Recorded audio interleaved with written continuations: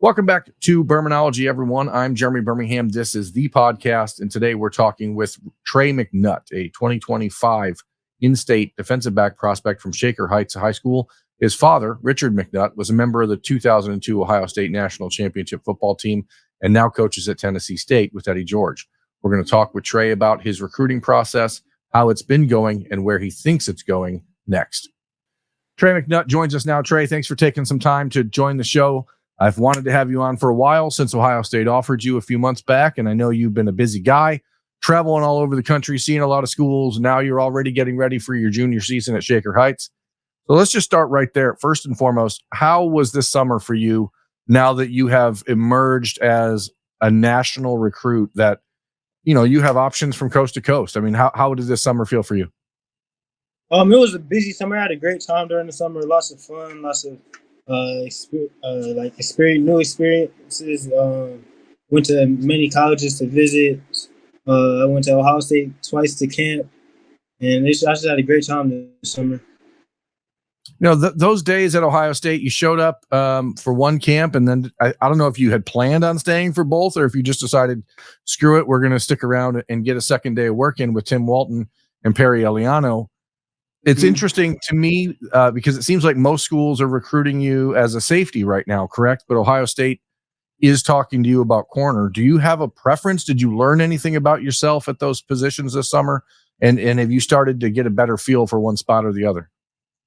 I think when I go to college, I want to play cornerback, but anywhere on the field, I'll make plays definitely anywhere. But cornerback, I definitely have a hard feeling. I love corner. What did you gain out of that time with Tim Walton? Obviously you had been talking to him, he'd been recruiting you, but to have an opportunity to actually work with him and have him get his hands on you and teach you things, how important was that camp opportunity for you? And not just the relationship with Ohio State, but the way you view what they do in general? It was lots of coaching, great coaching. With the little things, even little things, how I get out my breaks and T-stepping and all that. It just helped me with the little things, just all the small details that I need to know, all that. With a guy like Walton, who played at Ohio State, obviously he was there even a few years before your father was.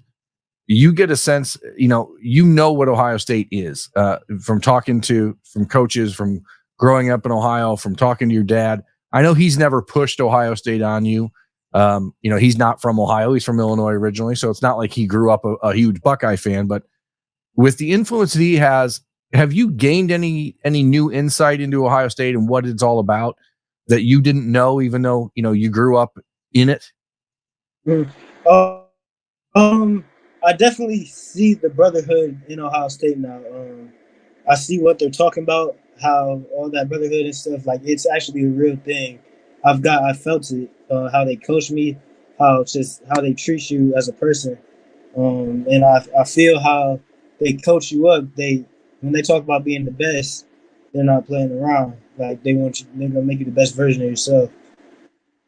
As an Ohioan now, you have an opportunity to take part in something that not a lot of kids who grew up in the state do. You have an offer from Ohio State. You also got to spend a lot of time this summer with the other kids in the state that have an offer from the Buckeyes. I'm sure you've probably heard from Tavian St. Clair already. I'm sure you've talked to Dorian Brew and other guys around the state about, hey, what are you feeling? How important is it, or is it important at all in this new world of college football, this new landscape with NIL, with the transfer portal, with all that? How important do you think it is to represent home? I do think that's actually very important. They say the best in Ohio stay in Ohio, so that's just a thing you got to keep going. So that's a big part of recruiting. I know many schools recruit in their area heavy, and I know Ohio's recruiting Ohio kids and stuff like that. So I know they want us to represent.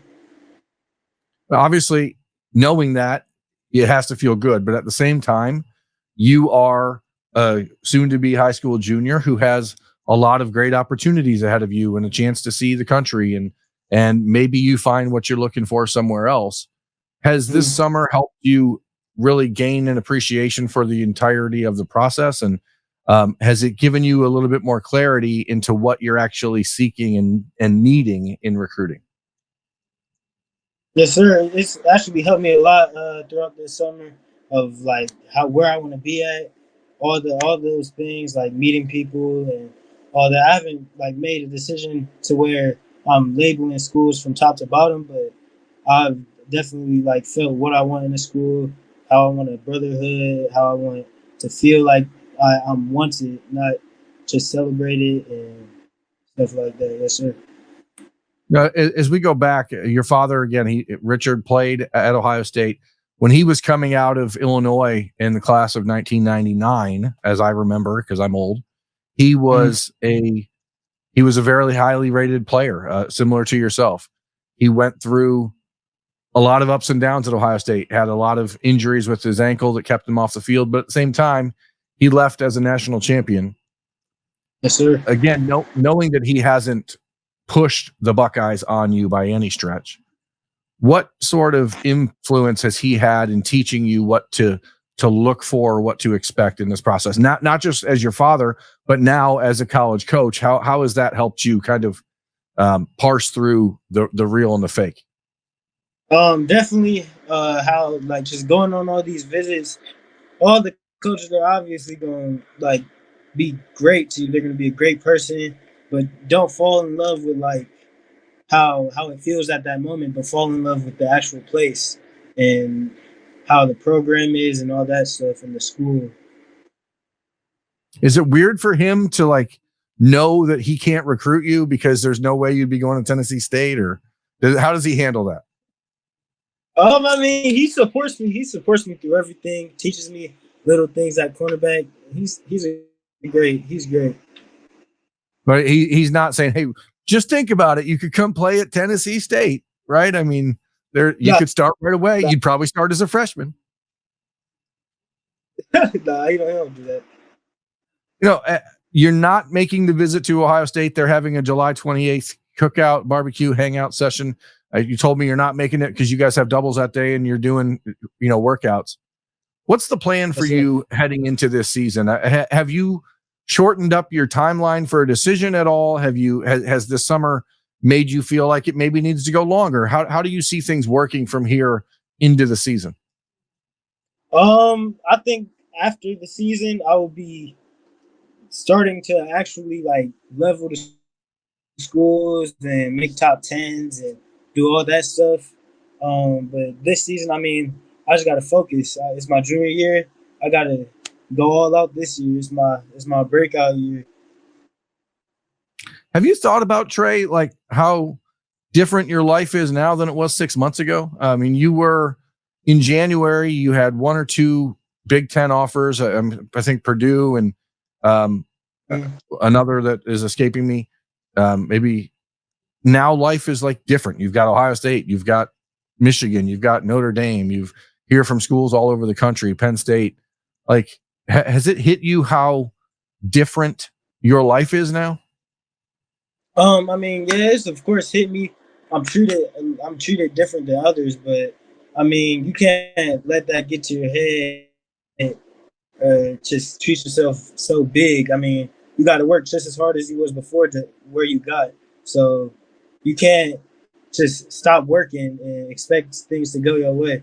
You have to keep working and keep putting that grind in every single day to keep building and building for that top spot. I mean, I want to be top in the nation, so I'm not even close to where I want to be at. Of all the things you saw and went this summer and learned this summer, where did you see was the one area where you have to get better? If you want to be that number one defensive back in the country, number one safety, number one corner, it doesn't matter what the rankings say, you want to be at the top of the list as far as position, no matter where it is. What did you pick up that like there was the area that, hey, I have to really focus on this if I want to be that dude? Um, I mean, they it's been like a bunch of people. Like it's been my dad. It's been multiple teammates, coaches, a bunch of people that know me in person. Would say that I'm super humble and like nonchalant and stuff on the field. But this year, like I have to actually act like I'm him on the field. I have to treat myself on the field, be that dog on the field. Like they say I got that skill and stuff, but I have to go out there and dominate people and stop taking things so soft. Like I gotta actually do it. No, I gotta work. Do you agree with that assessment? I mean, how do you change that as a player and as a 16-year-old kid? Like, how do you flip that switch? How do you learn to flip that switch? Man, it's already flipped. In these 7-on-7s, I haven't let nobody get off the line at cornerback. I've been locking stuff. I mean, it's just a switch that you got to flip just like that. It's not, you can't plan how to switch it. You just got to go. How's the relationship with Ryan Day? Do you have one yet? I mean, it's a weird spot in your recruitment because you've got all these offers. You've spent multiple days at Ohio State. You obviously probably feel like you have a very good relationship with the program, but they still can't really talk to you as much as they'd want to until September 1st. So how does the relationship with Coach Day stack up to other head coaches? Is this exclusively right now a relationship with Tim Walton or Perry Eliano? Like, what do you see as the area where the relationship with Ohio State needs to improve the most? I mean, I see the relationship building. I have people, I know he's not there. No, great. Him, I know that he went to that. Tell me about the day. We've been in his office 2 times so far, but when we was in the office, like we had a great conversation about things and stuff like that. So I believe that we're gonna have an amazing relationship throughout my recruitment with Coach Tim Walton and Eliana. I mean, it's just going great right now at the beginning of this process. No, I apologize for anyone watching there. We're on the internet. There's always the chance for some slight hiccups and lags, but Trey, as you head into this season, this summer obviously played a big role in you figuring out what you want at the next level. What are those things? What are those 2 or 3 things that you now have circled and say, if a school doesn't have this, if a school doesn't do this, I can't go to that school?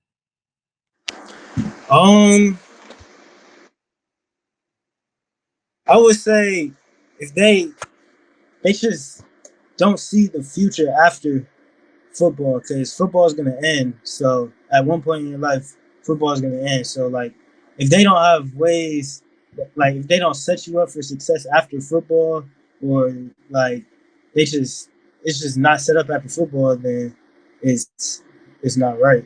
Like I got to be What set do you up want for. to do after football? What do you want to do after football? What's life for Trey McNutt when the ball goes flat? I mean, hopefully I have that platform. I've been building my platform right now, but I want to start training kids.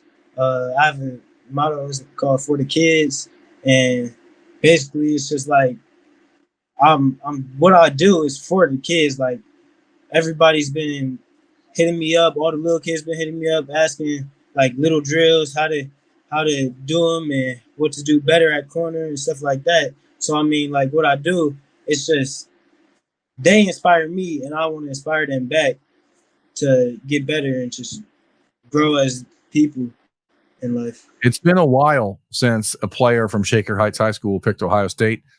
In my mind, I can remember offensive lineman Adrian Clark. I can remember defensive back Nate Clements, a former first-round pick with the Buffalo Bills. As a kid playing football in Ohio, do you sense how people in your community look at you different? Now, I mean, you said people treat you different, but how does it force you to respond differently? How do you make sure that this doesn't go to your head? I mean, it's just like I'm just another person. I mean, in my head, I'm just another person. I'm not LeBron James or anything. I'm just a kid right now.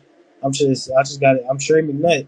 I'm just being myself. So it's normal. I'm just being myself. I got to say that. Well, I know that you're not getting to Ohio State next week, as we already talked about. What plan do you have for games this season? You have a couple different Ohio State games you're planning to get to. I'm sure they want you at the Penn State game in October. I'm sure they want you at the Michigan State game on November 11th, the night game. Outside of visiting Ohio State, where else will you intend to see games this year?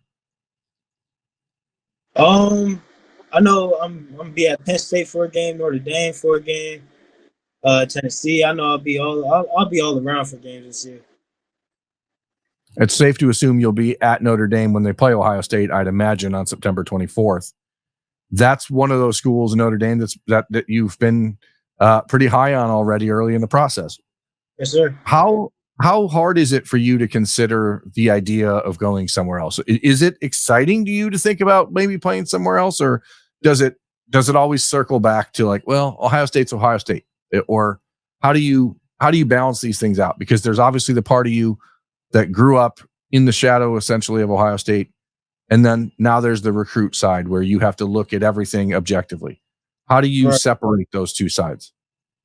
Man, I mean, I was born in Columbus, but I wasn't raised in Columbus. I was raised all around the world. Basically, I was raised in Illinois, North Carolina, and then I moved back to Youngstown. So I mean, I've been everywhere. And as a recruit, I mean, I'm not looking at it like that. I got to look at it like wherever my feet land, God got me. I know God's gonna take me to the right place and tell my heart to go to the right place. So I know He's got me. Well, you've got yourself in a pretty good position now, Trey, to have life go pretty much however you want it to, as long as you're able to keep your feet on the ground and make sure that you keep grinding and keep focusing on the small things along your way. So congratulations on all the success so far. And we look forward to continuing to see how this transpires for you over the next 16 months until you make it until you sign somewhere. I imagine we're looking probably decision next spring at the latest, right? I'm not even. I can't even tell you. Well, good. See, I'm just trying to pull something out of you, and this is why you're a pro's pro, man. You don't let anybody pull a fast one on you. So we appreciate you taking time to join us, man. It's been great to talk to you for this episode of Birminology. Thank you.